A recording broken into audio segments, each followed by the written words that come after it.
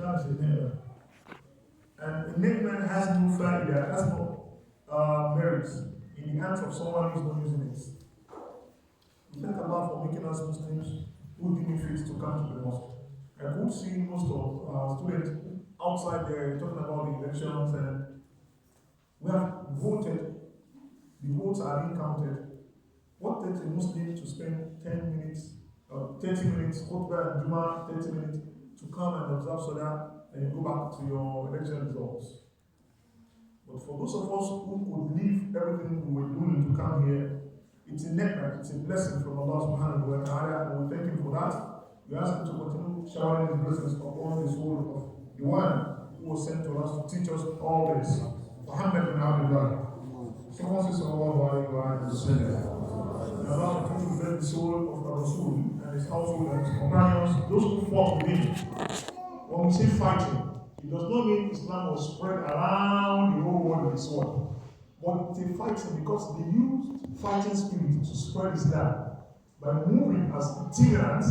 Some of them moved as merchants, some of them moved with their cows to trade around continents, and they were moving with Islam. Wherever they are, people see the beauty of Islam in them, they took Islam from them. They even preach Islam to people, and they teach them how to practice the deen. His household did that, his companions did that. Some people did that after them, until the era of the Ai-Imma. Imam Abu Hanifa, Imam Malik, Imam Shafi'i, Imam Ahmad ibn Hanbal, Imam Awza'i, all of them, they wrote down the lessons. This is the fighting which we're talking about. They documented everything for us to understand the deen. And it's because of them that we can be here today to know how to observe Salah, to know the time of Salah, to know that, okay, I'm supposed to go to Jum'ah, and how are we supposed to observe Jum'ah. Interestingly, someone asked me some days ago about coming for Salah to Jum'ah, and I want to teach him this because it's part of what we are here to do. When someone comes in to observe Salah to Jum'ah, even if the person does not meet any part of Khutbah, it is not true that Salah to Jum'ah is not correct without you listening to Khutbah. It is a benefit on its own to come for Khutbah. In fact, when you arrive very early, it's in the hadith that Allah will give some people the reward that is as big as someone who has sacrificed the camel. Those who come after them, the reward of cow. Those who come after them, sheep, goats, egg. Is that not? And then when we have finished Khutbah and some people are still coming, their own Salah to Jum'ah is still valid. But they only lose the reward for listening to Jum'ah. There's a reward for it, there is a lesson in it. Lesson, they lose the lesson, they lose the reward. But their Salah to Jum'ah is correct. So some people used to think that Khutbah is the first 2 rakah of Salah to Jum'ah. The Salah to Jum'ah is just the second pair of the Salat. So when someone comes in to observe Salah to Jum'ah and he did not meet any part of the Khutbah, he has to rise up and observe 2 rakah to pay back the Khutbah. This is not true. And then when someone comes in and the person does not meet any part of Salat except Tasbih or Tashahud, he lose the 2 rakah. He did not meet the Jum'ah on, he did not meet the Imam on the ruku of the second rakah, meaning he did not meet any of the rak'at. He will still join Salat, but he will rise up to observe 4 rakah in Jum'ah, there on the spot. He will rise up to observe 4 rakah because he has not meet any part of the Salat itself. But scholars say Allah will give him the reward of someone who has observed. Today we have been talking about the danger of rebellion and the importance of social cordiality. This is for us as students, for the process that we are having today. Let us know and bear it in our mind that whoever among us emerges for whichever position, we all have to cooperate with such person, even if that was not the person you voted for. Even if you actually contested with that person on the same position, that is how to know that you are a good Muslim. process that we are having today, the school allow us to do it so as to satisfy our yearning. That we want to have a student union. We want to have a body that is representing us. So, after the process of the election, it is just the beginning. How are we going to take good advantage that the school has given us to do what is right? How are we not going to make the school regret permitting us to have an SUG? Is very important. Because there is nothing we could do if the management says, no time for SUG for now. For the next 10 years, we are not doing SUG. There's nothing we could do. They will say that for some reasons, and they will just take approval from the federal government, and the federal government will approve them. We will approve them to hold on that there should be no student union. But magnanimously, which is the right thing to do, they have allowed us. It's important and incumbent upon us as Muslims especially, because we have the highest number in the college. Don't let us be part of those who will cause problem because of this union. Don't let us be part of those who will cause rebellion to anyone at all who emerges for any position in this student union. Let's know that as Muslims, Allah subhanahu wa ta'ala has warned us in many places in His books, in His book Al-Quran, and in many ahadith on the tongue of His Rasul sallallahu alayhi wa sallam, that al-Baghyu, rebellion, is something that Allah frowns at. In Surah Al-Nahl, Allah says, Inna Allah ya'muru bil-'adli wal-ihsan. Surah Al-Nahl is in Quran 16. Allah says, I want you to be doing three things, and I want you to abstain three things. These three things that Allah wants us to be doing, that He wants to command us to be doing in this verse, they are the things that will ensure social cordiality, social cooperation, and takaful al-ijtimai. What are the three things? Al-'adl, justice. Whoever emerges into any position, you should practice justice. Even if a case is brought to you, or you are supposed to do a particular thing, and it even involves those who are close to you, those who voted for you, you have to say what is right. You have to be just. This is what we should do. This is the right thing. Regardless of is my colleague in the department, you have to, bend the rule for this guy. He was the one who actually campaigned for me. No. And justice, what it said, goodness. You have to be kind. You cannot be kind by bending the rule. You have to be firm on justice, and you have to be kind when you are on the level that you are permitted to do. Kindness. Some people say, let us temper justice with mercy. Yes, it is al-'adl wal-ihsan. But in Nigeria here, people say that word when they want to bend the rule to favor some people that are close to them. This is not true according to the verse. We have to do adl always. We have to do ihsan when it is not going to be against adl. What it does in the Khutbah, we have to be kind to those who are close to us, not against the spirit of adl again. You can be kind to those who are close to you. You have to be a giver, especially when we leave this place and we are in working class. We have our money. You should do sadaqah at the right time. You should do your zakat at the right time. Those who are close to you, your parents, your siblings, your neighborhood, your colleagues. When you live here, some of you will get higher opportunity before some of you. That is life. You have to remember your colleagues. Call them, read your CV. I have a chance to employ you here. I can talk to my director. Come and join us here. Many people have benefited. Some of us got to this college through someone or someone because of the good relationship we have maintained with them since a very long time. In the Khutbah, always remember those who are close to you. When you are enjoying something, always remember those who are close to you that are enjoying the same thing. Try to remember them. Give them part of it. Especially those who are closer and closer to you. And akram for an akram. You don't have the right to be taking care of those who are far from you, and those who are close to you are suffering. It's against the spirit of this verse. After Allah has commanded us to do these three things, He now frowns and He asks us, He requires us, He orders us to drop another three things. Al-fahsha, anything that has to do with destruction, force. Fahsha, you will say of al-fahsha, but in Sharia, al-fahsha means what you say or what you do that can cause destruction. It's not only oral. You are al-fahsha or al-fahsha, everything that is fahsha, what will cause destruction, don't let it come from you. Anything that you cannot, you will not be pleased when someone does it to you, don't do it to someone. That's munkar. What's your own qalb? And kind of who qalb can enter. That's why you will be shut now.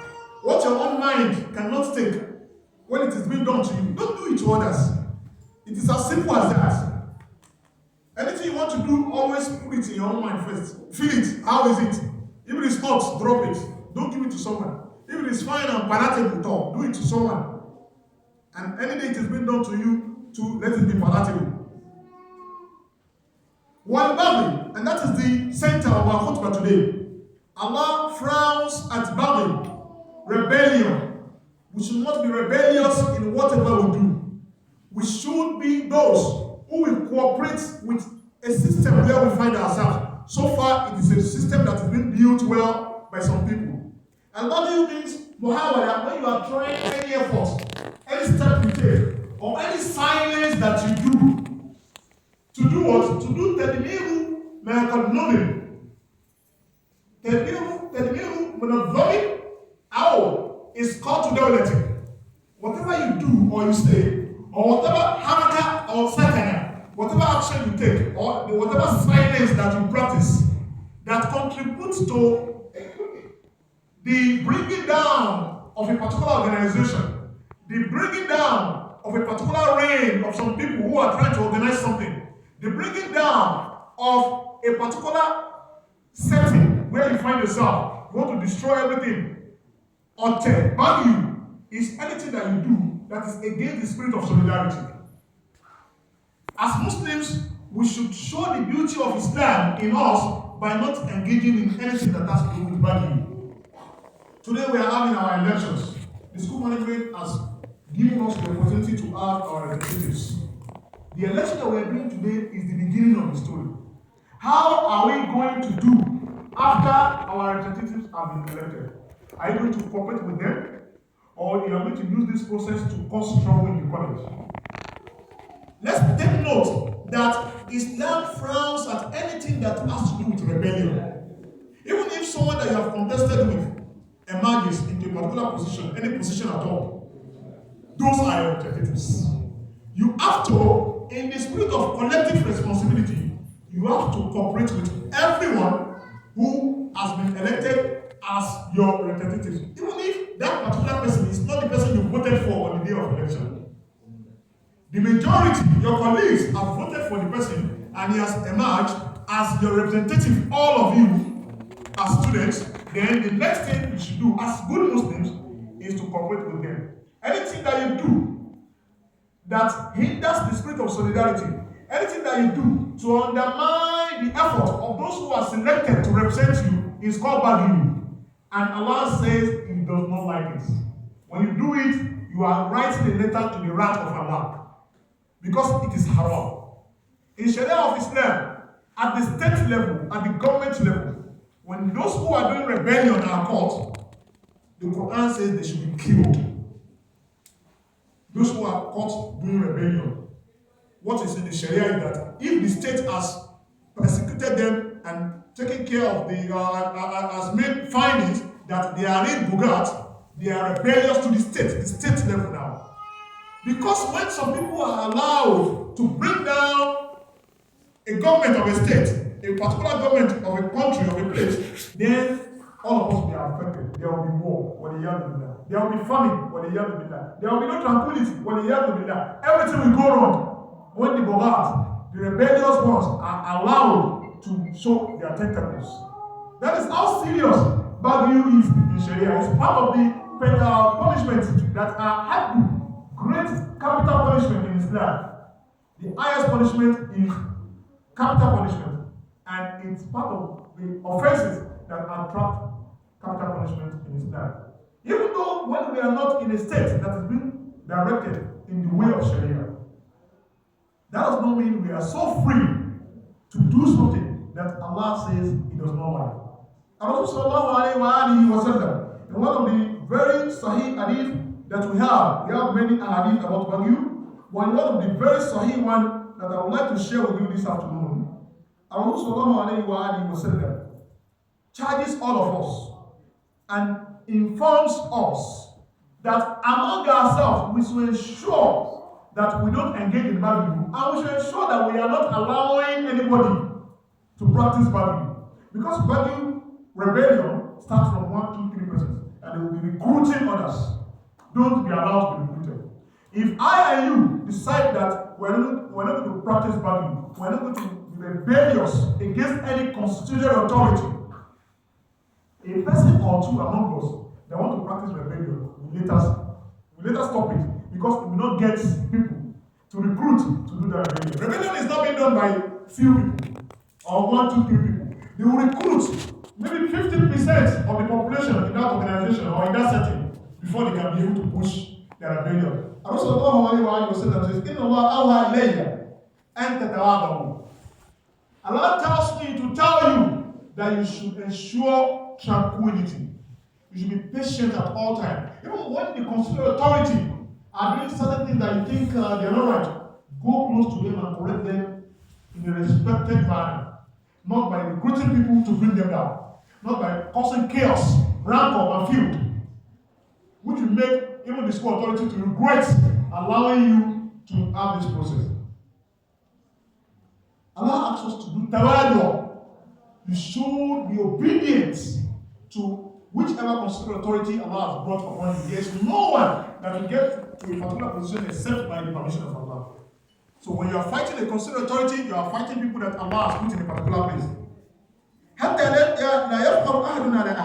Allah asked me to tell you that you should practice obedience so that no one will be so free to take himself upon others. What is the opinion of everyone? The opinion of everyone is the constituted authority. We have used our majority vote to put some people in the authority. And then one person wants to override what all of us have done because he thinks he is not pleased. That is not Islam. Islam is social cordiality. Islam is solidarity. Islam is collective responsibility.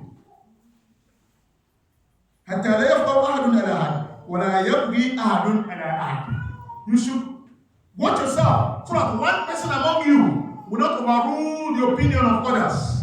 And then you should watch yourself so that one person among you will not be rebellious to the what? To the constituted authority that you have all jointly placed there.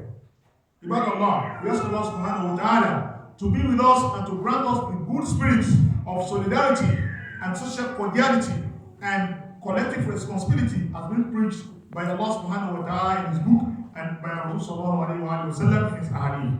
May Allah subhanahu wa ta'ala be with the management of this college and be with all of us and grant us the will and the power to be able to be good Muslims, and grant us the will and the power to be able to do what is right in everywhere we find ourselves. We ask Allah subhanahu wa ta'ala, those that are going to be emerging as our representatives, you students, may Allah subhanahu wa ta'ala give them wisdom to be able to do whatever they are supposed to do rightly, and may Allah give us the wisdom and the power to be able to cooperate with them, because we have a larger population in the college. In fact, most of you that are vying one position or the other, most of you are Muslims. That's why it is very important for us to go and show the beauty of Islam. If any bad thing comes out of this process, the Muslims are the cause, because you are the majority. So please, let us take today's sermon as a direct information to us and a direct warning to us from Allah to allow this process to go peacefully, and even what follows it is most important, to cooperate with our leaders wherever we find them and make sure we have good time out together. وآله وصحبه أجمعين إن الله يأمر بالعدل والإحسان وإيتاء ذي القربى وينهى عن الفحشاء والمنكر والبغي يعظكم لعلكم تذكرون. اللهم أعز الإسلام والمسلمين وأذل الشرك والمشركين ودمر أعداءك أعداء الدين واجعل هذا البلد آمنا مطمئنا وسائر بلاد المسلمين. قوموا إلى صلاتكم يرحمكم الله.